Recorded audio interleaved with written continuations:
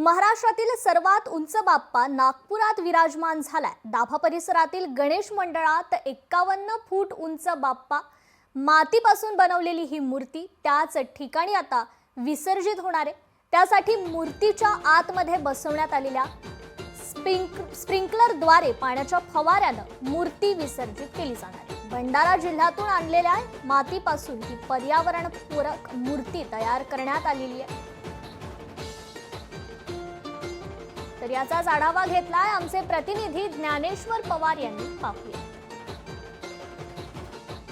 उपराजधानी नागपूरमध्ये महाराष्ट्रातील सर्वात उंच गणपती बाप्पाची स्थापना जी आहे ते करण्यात आली आहे। मी आता सध्याला दाभा परिसरातील या मंडळात आहे। या मंडळातील दृश्यात जर आपण पाहाल तर जवळपास 51 फूट उंच गणपती बाप्पा या ठिकाणी विराजमान झालेला आहे। एकूणच ही या मूर्तीचं वैशिष्ट्य जर पाहायला गेलं तर पूर्व विदर्भातील भंडारा जिल्ह्यातून या मूर्तीसाठी जे आहे ते माती आणण्यात आली आहे आणि एकूणच जवळपास 6 क्विंटल मातीपासून ही एकूण मूर्ती तयार करण्यात आलेली आहे। आणि या मूर्तीचं वैशिष्ट्य असं आहे की ही मूर्ती याच ठिकाणी विसर्जित केली जाणार आहे आणि त्याकरता या मूर्तीच्या आतमध्ये स्प्रिंकलर म्हणजेच मोटारच्या माध्यमातून पाण्याचे फवारे सोडले जातील आणि ही मूर्ती याच ठिकाणी जी आहे ते एकूणच विसर्जित केली जाणार आहे। या मंडळाचे आयोजक राजकुमार गुप्ता यांनी एकूणच जी आहे ती ही संकल्पना या ठिकाणी पहिल्यांदाच राबवली आहे आणि महाराष्ट्रातील सर्वात उंच मूर्ती असल्याचं त्यांच्याकडनं जे आहे ते एकूणच दावा केला जातोय। आपल्यासोबत स्वतः आयोजक या ठिकाणी आहेत राजेंद्र गुप्ताजी, आपण त्यांच्याचकडनं जे आहे ते एकूणच माहिती घेऊया।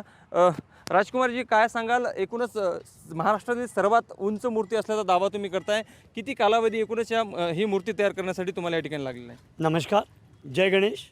मैं राजकुमार बाबूलाल गुप्ता। इस मूर्ति को बनाने में 45 दिन लगे हैं और इसके लिए भंडारा जिले से मिट्टी लाई गई है। 7 कलाकारों की टीम ने इस मूर्ति को पिछले 45 दिनों में तैयार किया है और इसके मुख्य कलाकार हैं मिस्टर विजय वानखेड़े जी।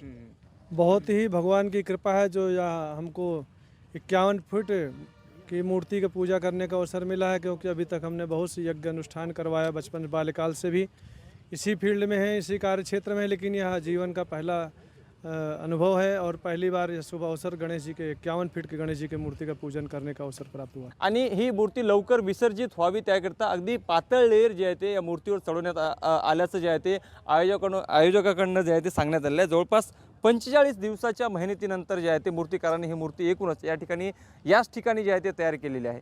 लोकशाही मराठीकरता मी ज्ञानेश्वर पवार, नागपूर। लोकशाही मराठी ऐका, पहा, जागरूक रहा।